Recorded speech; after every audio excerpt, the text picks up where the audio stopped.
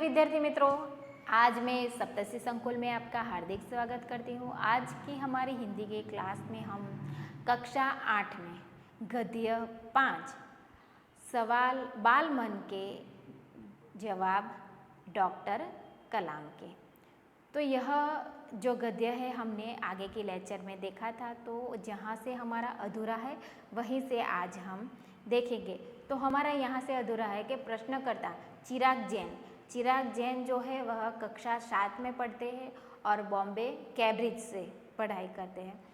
तो वह अंधेरी और अंधेरी में है, पश्चिम मुंबई में है। अंधेरी कहाँ में? मुंबई में है। तो उनका प्रश्न क्या है कि वह कौन सी बड़ी चुनौती है जिसका सामना हमें आज करना पड़ रहा है, અને શું પ્રશ્ન કરે છે કે એ કઈ ચુનૌતી છે, મુશ્કેલ છે કે જેનો સામનો આપણે આજે કરી રહ્યા છે। તો આગળ જોઈએ વિદ્યાર્થી મિત્રો, ડૉક્ટર કલામ એનો ઉત્તર શું આપે છે કે ભારત को सन 2020 तक एक विपरीत राष्ट्र के रूप में परिवर्तित करना और देश के 1 अरब से अधिक नागरिकों के चेहरों पर मुस्कान देखना, यही राष्ट्र के समक्ष सबसे बड़ी चुनौती है।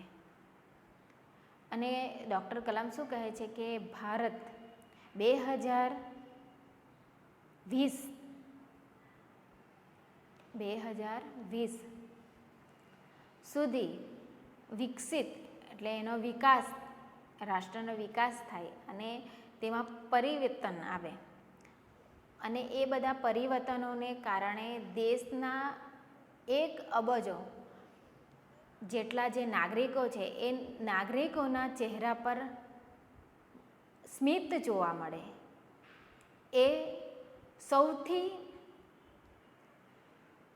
મોટી ચુનૌતી છે। પ્રશ્નકર્તા, અને આ પ્રશ્ન કોણ કરે છે? હર્ષ ચાંડક કક્ષા 7 ધોરણ 7માં ડૉક્ટર एस राधाकृष्ण विद्यालय मंडाल मुंबई से, અને ડૉક્ટર एस राधाकृष्ण विद्यालय मडाल मुंबई से हर्ष चांडक प्रश्न करते हैं, आपकी दृष्टि में साहस की परिभाषा क्या है? અને શું કહે છે કે તમારી દૃષ્ટિની અંદર સાહસની પરિભાષા શું છે? ડૉક્ટર કલામ આગળ जवाब आपे छे। डॉक्टर कलाम अपने ज्ञान की परवाह किए बिना दूसरों को संकट या आपदा से बचाना ही साहस है। અને શું કહે છે કે તમારા જાન એટલે કે તમારા જીવનો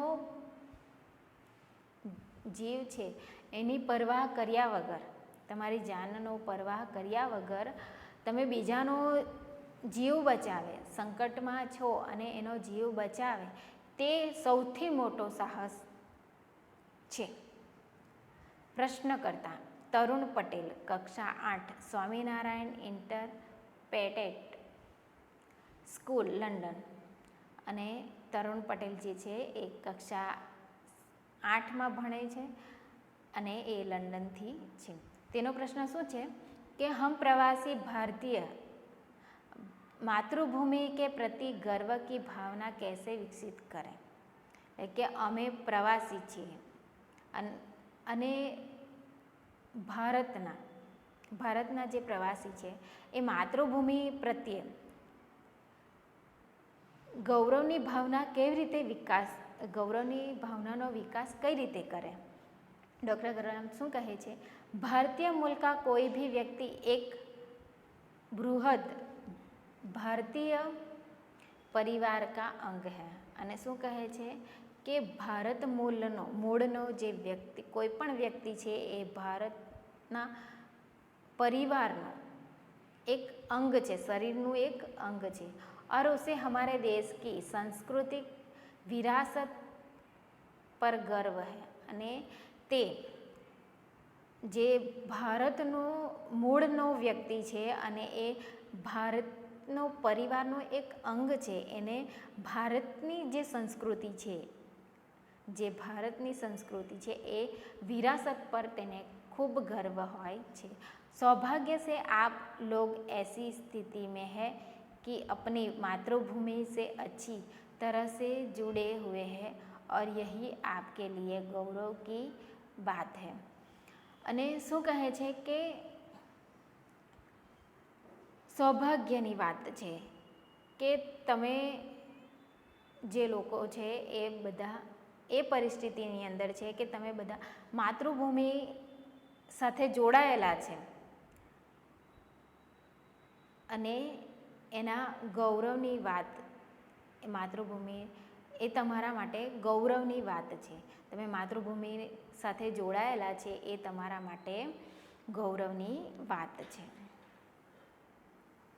પ્રશ્નકર્તા સત્યમ, કક્ષા 10, જિલ્લા સ્કૂલ મુંગેર। અને સત્યમ જે છે એ 10મા ધોરણમાં ભણે છે અને મુંગેરથી। એનો પ્રશ્ન શું છે તે આપણે જોઈએ। જો भी बच्चे आपसे मिलते हैं वे कहते हैं कि वे एक प्रसिद्ध वैज्ञानिक, इंजीनियर, डॉक्टर आदि बनना चाहते हैं, पर किसान, मजदूर और कलाकार भी किसी राष्ट्र के लिए उतने ही महत्वपूर्ण है। हम ऐसे ही परिवारों से आते हैं, हमारे लिए आप क्या संदेश है। અને એનો પ્રશ્ન શું છે કે જે પણ બાળકો તમને મળે છે એ બાળકો એક પ્રસિદ્ધ એટલે ખૂબ નામના પ્રસિદ્ધ વૈજ્ઞાનિક બનવા ઈચ્છે છે, ક્યાં તો પછી એન્જિનિયર, ડૉક્ટર બનવાનો ઈચ્છા રાખે છે, પર કિસાન, મજદૂર અને કલાકાર પણ રાષ્ટ્ર કે લીએ રાષ્ટ્રના માટે તેની એમની ભૂમિકા પણ મહત્ત્વની છે। તો અમે પણ એવા પરિવારોમાંથી જ આવીએ છીએ, તો તમે એમના માટે શું સંદેશ આપવા ઈચ્છો છો। किसान, डॉक्टर कलाम શું કહે, किसान, मजदूर, कलाकार और दस्तकार ये तभी हमारे राष्ट्र के अभिन्न अंग है। અને આ બધા અમારા રાષ્ટ્ર માટે એટલે ભારત માટે, ભારતના આપણા રાષ્ટ્ર માટે अभिन्न अंग है। राष्ट्र निर्माण में हमें उन सभी की सेवाओं की समान रूप से दरकार है। અને રાષ્ટ્રના નિર્માણ માટે, રાષ્ટ્રનું જે નિર્માણ છે, નિર્માણ કરવા માટે આપણે આ બધાની સેવાઓને સમાન રૂપથી सेवा जरूरी है। आप सभी को चाहिए कि अपने अपने क्षेत्रों में खूब उन्नति करें। અને હું ઈચ્છું છું કે તમે બધા પોતપોતાના જે ક્ષેત્ર છે એ ક્ષેત્રની અંદર ખૂબ ઉન્નતિ, પ્રગતિ કરો, એવું હું ઈચ્છું છું। આગળ જુઓ વિદ્યાર્થી મિત્રો, રોહિત ચતુર્વેદી, કક્ષા 11, Islamia international inter college Etawah. Rohit Chaturvedi જે છે એ કક્ષા 11માં ભણે છે અને એમણે ઇટાવાથી પ્રશ્ન કર્યો છે। आप कहते हैं कि भारत 2020 तक विकसित राष्ट्र बन जाएगा, पर निरंतर बढ़ती जनसंख्या और बेरोजगारी इसे संभवित होने देगी। અને એનો પ્રશ્ન શું છે કે તમે કહો છો કે ભારત 2020માં ખૂબ વિકસિત દેશ બની જશે, પરંતુ આજે રાષ્ટ્રની વધતી જતી જે જનસંખ્યા છે અને બેરોજગારીનો જે પ્રશ્ન છે એ તેને સંભવ થઈ શકશે, એના એક હલ થઈ શકશે। डॉक्टर कलाम, विकास स्वयं जनसंख्या वृद्धि रोकने की अचूक औषधि है। વિકાસ રોકવા માટે એટલે વિકાસ જે છે એ સ્વયં जनसंख्या वृद्धि को रोकने की अचूक औषधि है। એટલે કે વિકાસના કારણે જનસંખ્યાની જે વૃદ્ધિ છે, વિકાસ છે, એ ઓટોમેટિકલી રોકાઈ જશે. અચૂક એટલે કે એના માટેની ઔષધિ છે, એના માટેની ઔષધિ છે. अचूक औषधि होना यानी व्यर्थ न जाने वाला उपाय, એટલે કે એના માટેનો એક ઉપાય છે કે વિકાસ માટેનો જનસંખ્યામાં જે વૃદ્ધિ રોકાઈ જાય એ માટેનો એક ઉપાય છે. इसमें जन शिक्षा विशेष करके स्त्री शिक्षा की बात भी शामिलित है. અને એમાં જન શિક્ષા, લોકોને શિક્ષિત કરવા, અને એમાં મહત્ત્વની વાત એ છે કે તેમાં સ્ત્રીઓને પણ શિક્ષા આપવામાં આવે. इससे छोटा परिवार सुखी परिवार की मान्यता को बल मिलेगा. અને એનાથી શિક્ષા પ્રાપ્ત કરીને એનાથી નાનું પરિવાર સુખી પરિવારની જે માન્યતા છે એ આગળ વધે. भारत 2020 का मिशन यहाँ के युवाओं को रोजगार के पर्याप्त अवसर सुलभ कराएगा. અને 2020 ભારતમાં 2020 આ જે મિશન છે યુવાઓને રોજગાર અને તેમના માટે રોજગાર પ્રાપ્ત કરવાનો શુભ અવસર પ્રાપ્ત કરવા માટે આ मिशन बनसे. ग्रामीण क्षेत्रों में बड़ी संख्या में उद्योग धंधे स्थापित किए जाएंगे. અને શું કહે છે કે ગ્રામીણ વિસ્તારની અંદર ઉદ્યોગો, મોટી સંખ્યાની અંદર ઉદ્યોગો એટલે ગૃહ ઉદ્યોગો અને ધંધાઓનું સ્થાપના કરવામાં આવશે. जिससे उन क्षेत्रों में रोजगार के प्रचुर અવસર પેદા હોગે. અને તેના કારણે રોજગાર બધાને રોજગારી મળી રહેશે અને રોજગારનો અવસર પણ પેદા થશે. અશ્ક મહેતા, કક્ષા 12, તેજસ હાઈસ્કૂલ, બરોડા. અને તેજસ મહેતા જે છે 12 સ્ટાન્ડર્ડમાંથી બરોડામાંથી પ્રશ્ન કરે છે. आपको ऐसा क्यों लगता है कि 2020 तक भारत विकसित राष्ट्र बन जाएगा.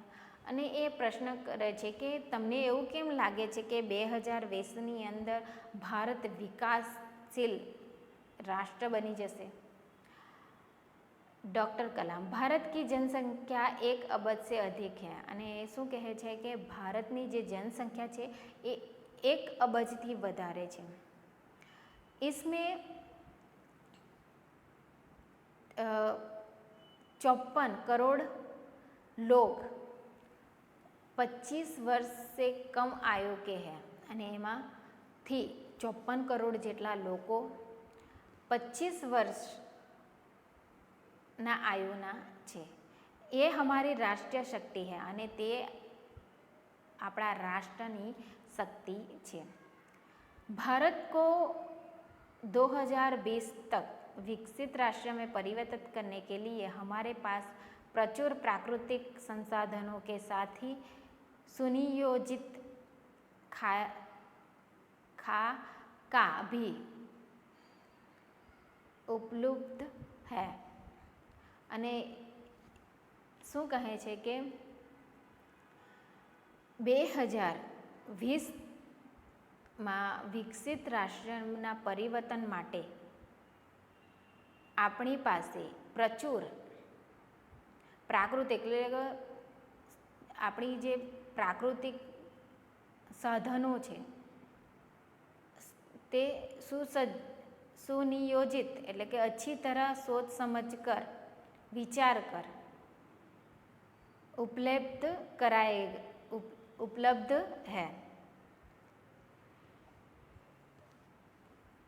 54 करोड़ युवाओं के विचारों की एकता निश्चित ही इससे विकसित राष्ट्र में परिवर्तन करने में सफल होगी। અને એ બધી વિચારો છે એ વિચારો પછી 54 કરોડ જે યુવાઓ છે એના વિચારો છે એ બધા વિચારો નિશ્ચય એટલે કે એક નિશ્ચય એ એમના વિચારો છે તેનો વિકાસ વિકસિત રાષ્ટ્રને પરિવર્તિત એટલે કે ભારતને એક વિકાસ રાષ્ટ્રમાં પરિવર્તિત કરશે અને સફળ થશે, હું એવું માનું છું। તો વિદ્યાર્થી મિત્રો, આપણે અહીંયા સુધીનો આ પાઠ જોયો। હવે આગળનો અભ્યાસ આપણે આગળના લેક્ચરમાં કરશું। ત્યાં સુધી જય હિન્દ, જય ભારત, અસ્તુ।